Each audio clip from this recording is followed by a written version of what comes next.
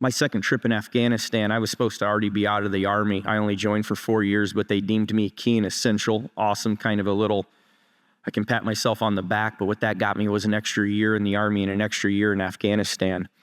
And something different happened in that year, though. I became a leader.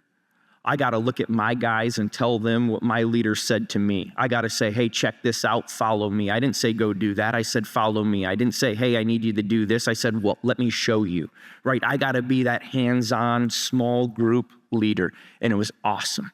Outside of having kids, it's probably one of the neatest things I've ever done is engage and inspire and instill ideas and opportunity for others. On that second tour, we'd been in my lifetime at that point, I'd probably been in over 300 gunfights. I never thought I'd be in that situation, and after that situation, nothing changes. That's called a day in combat. It's a bad day in combat, but just another day in combat. We stayed in that valley until July 29, 2008, and that was October 25th, 2007. It was a 6 kilometer by 6 kilometer valley. We were pretty busy in that valley, and we left. And I learned something. It's important to set a standard. And when you set a standard, it's up to you to hold that standard. You be the standard bearer. I can say, I expect this out of you, but I promise you I expect this out of me.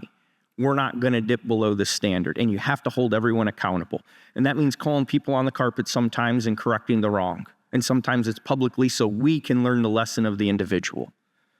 But as much as that can be necessary at times, it is necessary to celebrate and congratulate the good that is done.